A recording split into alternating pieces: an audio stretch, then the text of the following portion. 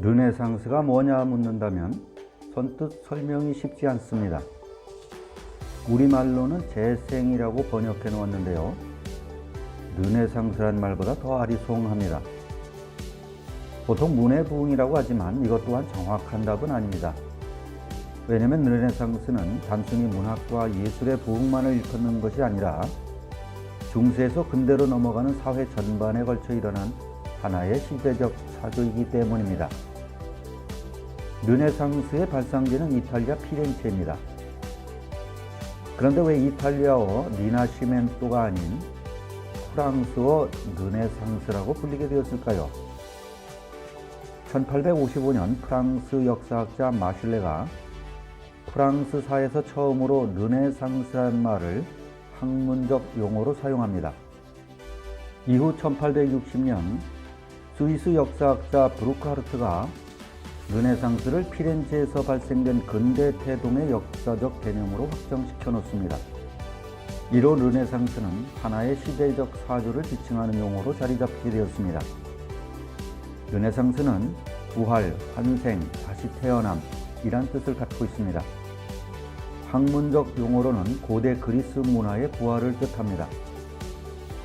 중세시대는 종교가 지배했던 시기입니다. 그런데 절대적 기독교의 영향에서 벗어나 자연과 인간을 대상으로 고대의 세속적이고 인간적인 관점의 회복 또는 부활로 규정한 용어가 바로 르네상스입니다. 르네상스는 문해 예술 분야를 시작으로 철학, 정치, 과학, 신학, 법률 등 사회 전반에 걸쳐 일어나게 됩니다. 자, 이제 우피치 미술관 방으로 들어가 보겠습니다. 총 45개의 방이 있는데요. 13세기부터 시작된 르네상스와 18세기의 바로크, 로코코 시대에 이르는 작품들이 차례로 전시되어 있습니다. 입구에 들어와 3층 계단을 올라 처음으로 입장하는 곳이 두 번째 방입니다.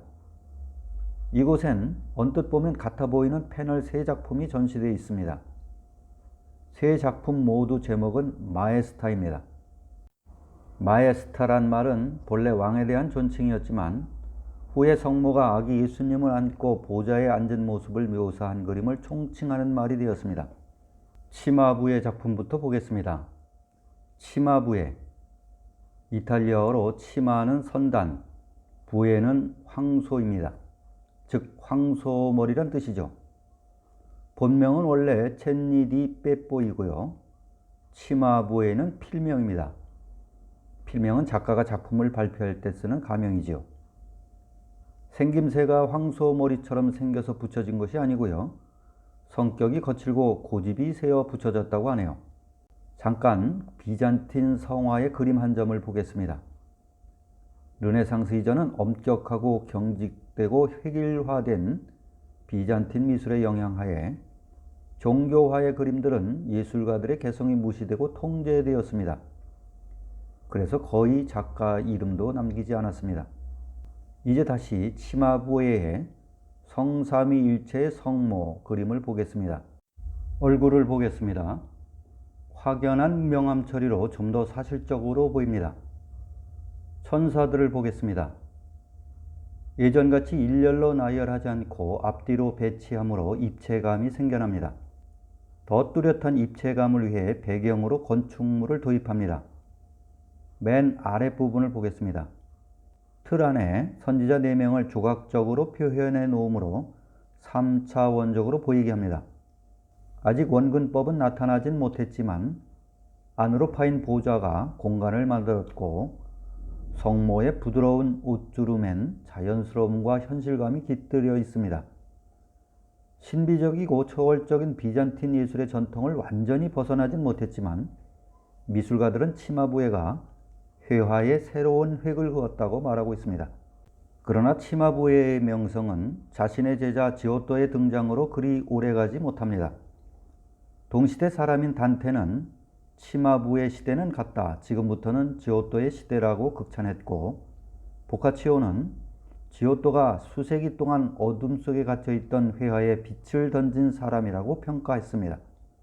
바사리의 미술가 열전에 의하면 치마부에가 피렌체 인근 시골 마을에 갔다가 10살 정도 되는 양치는 소년을 봅니다. 그때 소녀는 바위에 그림을 그리고 있었는데요. 예사롭지 않음을 한눈에 알아본 치마부에가 그를 데려와 제자로 삼았다고 합니다. 다른 이야기 하나는 치마부에가 잠시 외출한 틈을 타서 지오토가 스승의 그림에 파리를 그려놓았는데 치마부에가 진짜 파리인 줄 알고 붓으로 쫓으려 했다는 것입니다. 지오토의 그림 한 점을 먼저 보겠습니다. 애도란 작품인데요. 이것은 십자가에서 내려진 예수님의 시신을 보고 애도하는 장면입니다. 모친 마리아가 두 팔로 감싸며 슬퍼하는 가운데 막달라 마리아는 못자국이 선명한 발을 만지며 흐느끼고 있습니다. 두 팔을 벌린 채 몸을 앞으로 구부리고 있는 사람은 예수님의 제자 요한인데요. 이런 역동적인 표현은 미술사에 처음으로 이곳에서 등장합니다. 이 그림은 투시법을 이용해 후면에 공간을 만들어내어서 평면의 입체감을 표현하였습니다. 회화에 있어 배경이란 요소가 처음으로 도입됩니다. 슬픔에 잠긴 사람들의 얼굴 표정과 자세, 그리고 천사들의 동작에서 인물의 감정과 동작까지 표현해 감정까지 전달하는 매체로서의 회화의 장을 엽니다. 자, 이 인물을 한번 보시죠. 등을 보이고 있는 이 인물은 정면만 바라보았던 비잔틴 미술에서 벗어나고 있음을 결정적으로 말해주고 있습니다. 산등성 형태의 바위는 원근법이 적용된 것은 아니지만 예수님의 머리로 이목 집중시키는 효과를 주고 있습니다. 이제 지오토의 마에스타, 성인들의 성모 그림을 보겠습니다. 이전 비잔틴 종교와의 획일화된 패러다임을 치마부에가 약간의 각도를 달리했다면 지오토는 완전히 돌려놓습니다. 그는 인간의 천박하고 실제적인 삶을 거룩한 종교화에 투입하므로 신의 관점에서 바라본 종교화를 인간의 눈으로 바라보기 시작합니다. 치마부에의 그림엔 천사들이 모두 보좌를 받들고 있지만 지오토의 그림에선 천사들이 성모의 얼굴을 쳐다보고 있습니다. 이전 성모자상은 고결하고 품이 있고 근엄하고 화려했습니다. 그런데 지오토의 성모의 얼굴은 어느 평범한 안악의 모습을 하고 있고 가슴이 비치는 듯한 그네의 옷은 천하기 그지없습니다.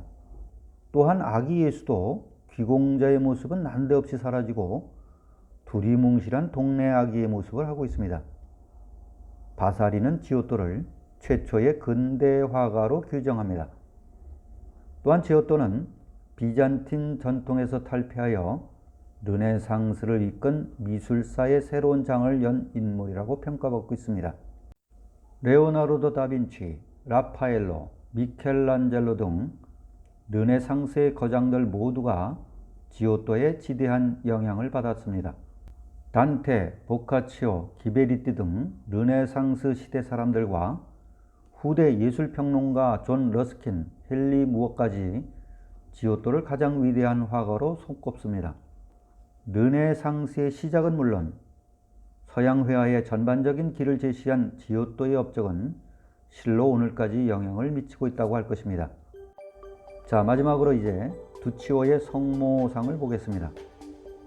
두치오는 지오토와 동시대의 시에나파 화가였지만 비잔틴 미술의 한계를 거의 벗어나지 못하고 있음을 금방 알아볼 수 있습니다.